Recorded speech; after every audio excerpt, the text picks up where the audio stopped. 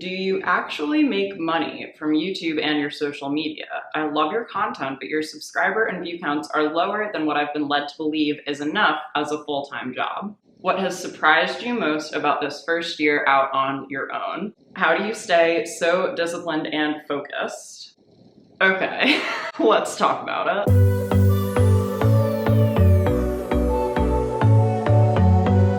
Hey there everyone, and welcome back to my channel, or welcome if you are new here. My name is Austen and I am a fashion and beauty content creator based in New York City. I use this channel to help micro-influencers create great content, grow their digital brands, and make sustainable income from content creation. So if any of that interests you, please do consider subscribing to my channel for new videos every Tuesday. So it's a very exciting week around here because this week marks 1 year since I left my very well-paying job in the tech industry to go out on my own, take a chance, and pursue content creation as my full-time career. It has been a crazy year indeed, which we will get into because I asked you all on the community tab here on YouTube and also over on my Instagram stories to submit your questions for me about what this past year has been like, or any other miscellaneous content creation questions that you have. So I have a bunch of them here. I'm going to answer as many of them as I can, hopefully clarify some things for you guys, and also just continue to shed insight into what it is like to pursue content creation as a full-time job. I hope you find this helpful, whether you're thinking about going full-time or just trying to make more out of your content creation journey. So grab a beverage of choice. I've got a big cup of coffee because it's 8 a.m. and I'm ready to answer your questions. Okay, now I'm ready. So the first question someone asked was just how do you feel looking back on this past year? And I feel a lot of things. Mainly, I feel really proud that I have made it to the year mark.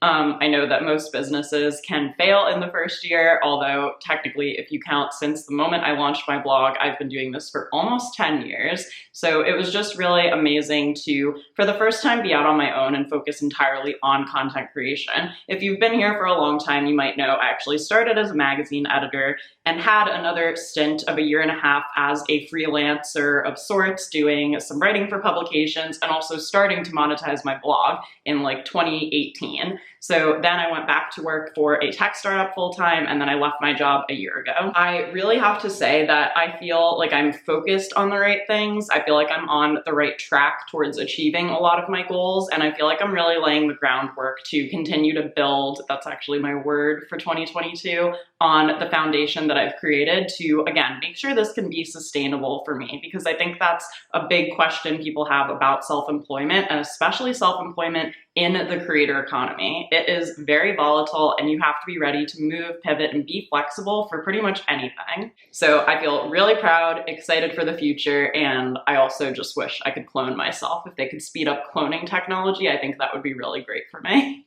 Okay, so this was the pretty lengthy one that I'm actually very glad that was asked, and I'm happy to dive into it. So, do you actually make money from YouTube and your social media? I love your content, but your subscriber and view counts are lower than what I've been led to believe is enough as a full-time job. I think I'm just looking for more insight into the numbers. This sounds so mean, but I've always wondered that as part of your channel. First of all, not mean, and I hope you guys know I try to be as much of an open book as I can within what I'm comfortable with. So while I don't share my exact income numbers, I do typically try to share percentages with you guys and list what my different revenue streams are and how I make money, even as a micro-influencer. So first, if you're new to my channel or newer to following me, let me share my social media following across platforms. I have a total combined following of about 70,000 people across my different platforms. So I believe on YouTube today, we're just about to hit 8,000 subscribers. So thank you again to any of you who are subscribed. On Instagram, I have just over 12,000 followers. Pinterest is my largest platform with 23,000, TikTok 21,000, and then I of course try to count in some of my blog page views, email newsletter subscribers, and other platforms that are not as big of a priority to me like Twitter and Facebook. If you were to add up all of those platforms, we're around the 70,000 total community members mark. And I'm actually going to put my income breakdown from 2021 percentage-wise back on the screen. If you want a whole deep dive into this, I do have a video where I talk through my 2021 revenue that you can go watch after you finish this video. But just to show you, so in terms of what money I make from social media, it depends on what we're talking about. So 54% of my total revenue as a creator from 2021 was from brand partnerships. And I talk a lot about getting big, as in like 4-figure brand partnerships as a micro-influencer, simply by knowing what to ask for and how to negotiate. I would say at this point in my journey as a creator, I actually probably wouldn't take on a brand partnership unless it was around the 4-figure mark. And again, this is going to be different for every creator, but I also have to factor in the fact that I've been doing this for almost 10 years and my previous professional experience that is directly correlated to this industry as a magazine editor and as the content director at a tech startup, right? That professional background helps me stand out as a micro-influencer. If I were just a fashion and beauty creator and I didn't have anything else to differentiate me, it is a little harder to sell yourself to a brand and pitch and stand out. And I do have a ton of videos about that you can find on my channel. Let's pretend for a minute that I'm actually not a social media influencer at all, and I'm just a freelancer, right? Because there are freelance photographers out there and graphic designers and copywriters and, freelance lots of other things too. But it does certainly help to have a social media presence, but you can also make money doing other things that don't have anything to do with, posting reels on Instagram. So for example, if I were still doing freelance writing for magazines, I would just need to have good relationships with editors,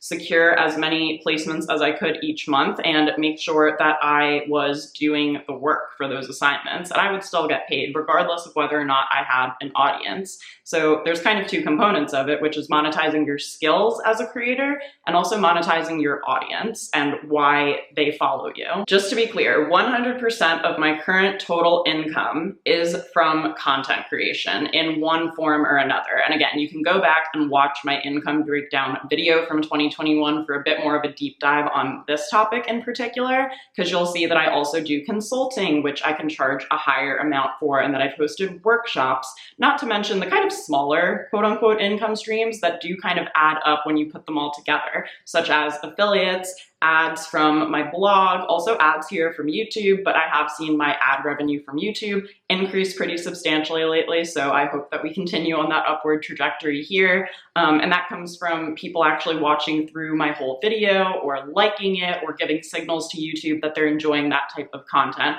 which is why when I do ask you to subscribe and like and all of those things, and I tell you that it helps my channel, it actually really does. But I can't ask you guys to do those things if I don't genuinely feel like I'm providing value. So that's kind of why I love creating on YouTube, because I can get paid through the YouTube Partner Program, and it is a huge benefit to you guys to have this free information out on the internet. So in terms of, are you big enough to go full time? I think the question more so is, can you confirm proof of income for yourself? So for me, in 2019 and 2020, I had brought in 5 figures of revenue just from my social media and blog. So I felt confident knowing, okay, if that's what I could do when this is not my full-time focus, and even when I was freelancing, this was still sort of one of my side hustles, what could I really do if I were to sit down and make this my full-time thing? There really are so many factors that go into that decision. I'm the first to admit that money is a big one. So I did save so much before I actually went out on my own. So I hope that helps provide a little bit more clarity. If I can answer any additional questions about that, I'm happy to. Please leave me a comment down below with anything you want me to expand on or address further, and I'm happy to do so. Kind of a related question, the next one was, when you're pitching, can you just offer to create content for the brand where you don't actually publish the content on your own page?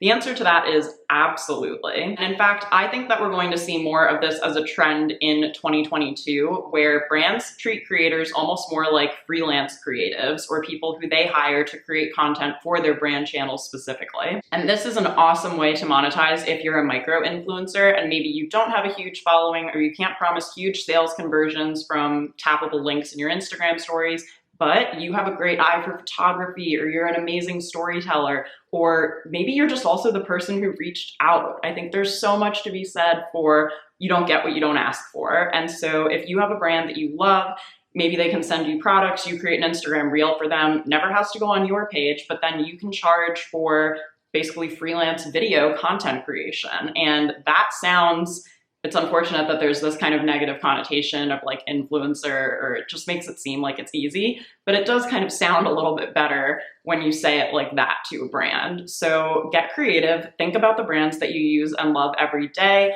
Also, look for gaps in their content on their social media channels. If there's a brand who's not posting reels, and believe me, they know that they should be, and you're the person who can create them for what will be cheaper than them hiring, renting a studio for a day, hiring a model, doing all of that stuff, you're presenting a solution to them that you'll also get paid for. So I think that's a great way to approach brands, especially as a small creator. I love this one. How do you stay so disciplined and focused? Just because yesterday I had one of the most disorganized, chaotic, least focused days of my life. And while that doesn't happen to me often, I know that feeling of feeling like you are not really meeting your goals or trying to find motivation to continue on with things, especially given the last 2 years. So I think the biggest thing that really helps me, and this is definitely my Virgo personality coming through, is really setting goals and also making sure that I'm tracking those goals in a way that lets me see if I'm achieving them or not, and then figure out how to adjust if I'm not. So you guys who are in my Patreon community, if you are in the $3 tier a month or above, actually get access to the exact goal setting worksheets that I use in my creator business. So I have a yearly version, a quarterly version, and a monthly version available within my Patreon community. And basically I try to pick like 2 or 3 goals a month to focus on. And I think the key to goals is to spend 75% of the time for that quarter kind of working on those goals and moving them forward. But you have to remember, and this is where I had a lot of trouble with goal planning when I was working at the tech startup, you have to remember to leave like 25% or maybe even more of your time for the day-to-day operations of your business and everything else you need to keep up with that is not goal focused. Because if you don't leave that time, then everything could fall apart. So that might mean replying to Instagram comments, going through your inbox, publishing content, sticking to a schedule. Like I try to upload a YouTube video every Tuesday, and I think that that is a big thing to keep in mind too, is setting a content schedule that is realistic for you to stick to. And also, so your audience knows when they can hear from you, is a great way to build know, like, and trust with your community when you show up at the same time each week or every other week or whatever you decide it is to deliver value to your community. I don't know if I've actually done like a goal setting video or how to kind of set goals as a content creator. I think I've talked about more so just what my goals have been in the past. So if that's something that would interest you, please leave me a comment down below and let me know. I'm happy to put something like that together if you think it would be useful. Okay, the next question is, how would you start from scratch? So this is actually why I created my free resource called the Influencer Launchpad. If you guys have not checked it out yet, it is a free guide where I basically answer the how to get started question. And this was actually inspired by you all because this was the most asked question in my Instagram DMs for like 6 months straight. So now when someone asks me, I basically point them towards this resource, and what it is a mini guide. I think it's 10 pages. It does not take you a long time to get through, but in it there are 2 quizzes, one about finding your why as an influencer and why you want to kind of start creating and potentially grow and monetize a business as a content creator. Also a quiz about which platform you should think about being on and what kind of plays to your strengths. And then from there, we also talk about, why the influencer industry is so valuable. It's valued at over $13 billion right now, only expected to go up in 2022. We talk about content pillars, figuring out a consistent posting schedule. There are 30 free evergreen content ideas in that guide, so you can get started posting no matter who you are with no excuses. And there are also tips for iPhone photography, and I also have kind of like a little action plan on the last page where you go through, you kind of complete those steps, and then you should kind of be good to go and set up. So really, if you have not checked out this guide, it is free. I hope you will. It is always linked down below in the description box of these videos, and that basically answers the question altogether. Okay, so I love this YouTube focused question, advice for vlogging channels. So there really are kind of two different types of videos on YouTube, right? There are these more sit-down style videos like what I'm doing right now, and then there are more vlog style videos. Maybe it's even like come shopping with me or come with me on a trip or even just weeks in my life. I mean, I love watching week in my life in New York City vlogs. If you create those, please leave your channel down below. I would love to come watch them. I'm always looking for new people who do stuff like that, or any city really. I'd be super interested to see. But I now mainly create these sit-down videos, right? If you go back on my channel, you will see fashion hauls, you will see travel vlogs, you will see beauty tutorials, you'll see almost everything. And I was doing that solely for fun. Like, I loved creating that content, and I really would love to have grown my YouTube organically in that way, but I knew realistically that if I wanted to grow on YouTube, I really had to pick a lane and stick with it, because YouTube is owned by Google, the largest search engine in the world, and Google's algorithm is all about authority, expertise, and trustworthiness. So in order to grow, I really needed to kind of pick a lane and stick to it. And again, it depends on what your goals with your channel are. If your goal is to create a vlogging channel and grow like slow and steady over time, and you want to work with lifestyle brand partners, or you're just doing it as a creative outlet to let your community get to know you better, that's completely fine and up to you. I do think though that if you want to see really substantial growth on YouTube and accelerated growth, you have to become an expert in something. You have to understand YouTube's algorithm and how you get suggested on the side of other videos, and how you can rank first in search for maybe topics that are not as frequently searched for as some of the more competitive topics out there. And so SEO really is a critical component of understanding how to grow on YouTube. So again, it really depends on your goals, and I don't want to discourage anyone who wants to create content just for fun, but on a searchable platform like YouTube or even your blog, the more you can give them so they can identify like who you are and what you're an expert in, the more likely they are to recommend your videos and channel to other people. And by the way, like, I, first and foremost, I think will always be a fashion and beauty creator. I don't think I can come on here and give advice if I'm not actively creating. And so even though my YouTube channel is very focused now on the creator tip side of things, I am still using Instagram and Pinterest and some other platforms to create my fashion and beauty content. So if you follow me on Instagram, yes, I show behind the scenes of, you know, my business and my day-to-day on stories, but I also show you 3 spring outfits to style. I also show you best tips for using a curling iron, and I still love creating that content, and I don't think that's going anywhere. So on an algorithm-driven platform like Instagram, I'm happy to still be kind of creating more different types of content, and I can have a little bit more flexibility. Here on YouTube, I know what my goals are, I know what growth milestones I hope to hit, and how I hope to use YouTube for my creator business, and that is driving the content I create, and also obviously what you guys are asking for and what you need help with. I feel like you're on so many platforms. If you could only choose 3, which would you choose? In the same vein of what we just talked about, I think blog and YouTube are non-negotiable for me. I think that those searchable platforms, not only can I make ad money from them, but that content just serves me so much better over time than an algorithm-driven platform. Now I have to choose between Instagram and TikTok, I think, is the third. And I actually don't know if I can do that, because as much as I love TikTok and kind of am frustrated with Instagram, Instagram is the place where I can have the most community engagement, and I don't take that for granted. So I think I'm gonna cheat here and pick Instagram, blog, YouTube, and TikTok as my 4 platforms. I'm sorry if that's a cop-out, but I don't think I could give any one of them up. Once and for all, what is the difference between affiliate relationships and brand partnerships? Okay, really quickly, an affiliate partnership is where you make money from commissionable links after referring someone to buy a certain product or service. A brand partnership, at least in my eyes, is where the brand pays you to create a certain type of content. So that's the differentiator. Affiliates can add up and bring you a lot of revenue over time, and they can also be a good way to start building a relationship with a brand, but I don't consider that a brand partnership in the traditional sense. I consider a brand partnership where the brand hires you to create a specific type of content, either for them or for your page or any kind of combination of those things. Okay, what do you do for insurance, and what is the expense associated with it?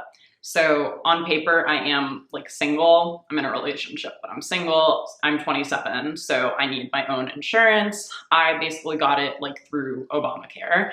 I am actually generally pretty happy with it. I have Horizon Blue Cross Blue Shield for what it's worth.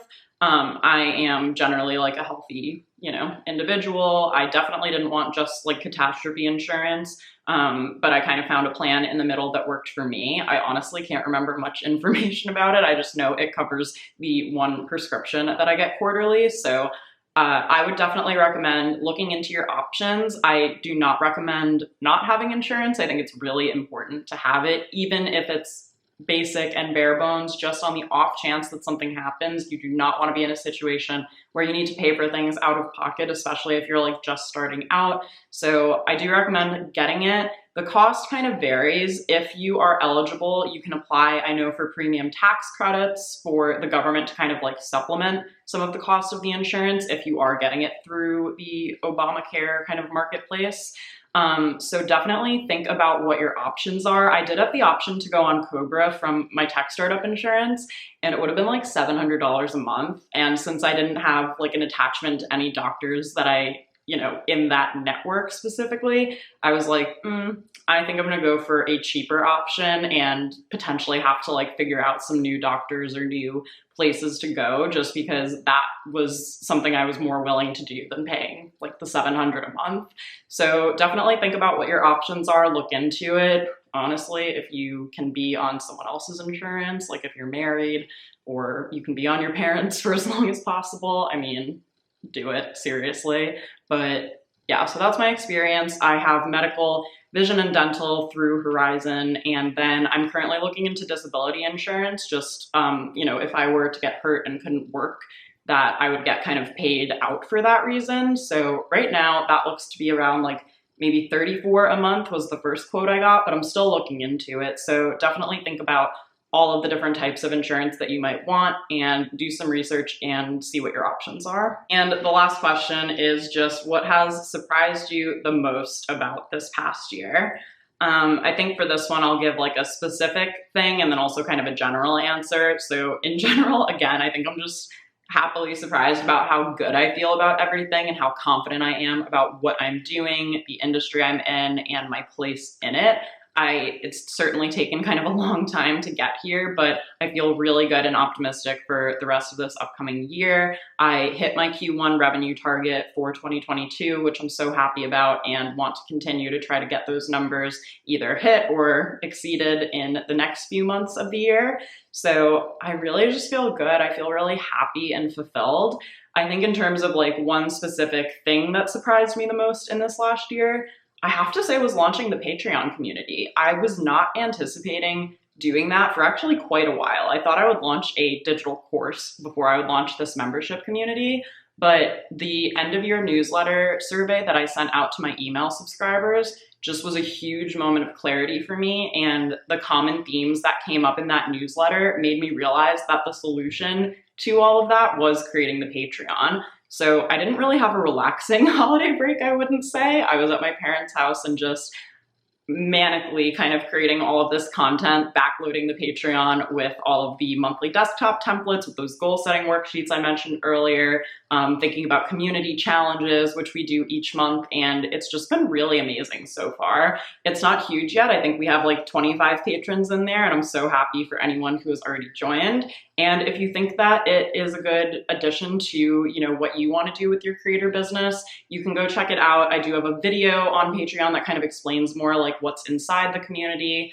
And I tried to make it basically like a low cost, but still way to invest in your creator business situation. So I do hope you'll check it out if you haven't already. I've heard great feedback from the members inside of it so far, and I have a lot of ideas for what I want to do with it in the future. Those were all of your questions. They were super thoughtful. Thank you to everyone who sent in questions. I hope that you enjoyed hearing the answers. If there's anything you want me to clarify or any other questions or video topic requests that you have, please do leave them down below in the comments. I do pretty much read and respond to as many comments as I can, so I'm happy to take a look at what you have to say. Also, just thank you for being here. This past year has been really crazy, and YouTube has been one of my favorite parts of it. I have a lot planned for the next quarter and the next few weeks on this channel, so definitely subscribe and stick around if you're not already for some really exciting content coming up, especially related to SEO. And there's also a link, by the way, to sign up for the SEO Masterclass waitlist. I am going to be launching that this spring. I promise that I will. I know I've been talking about it for a little while, but it is happening, and I hope that you guys will love it. Thanks again for watching. Please do subscribe, turn on notifications, and like this video if you want to keep hearing from me. And I will see you guys again next week for another brand new video. Bye. But you're making me nervous. No, I've realized that I can't live without you.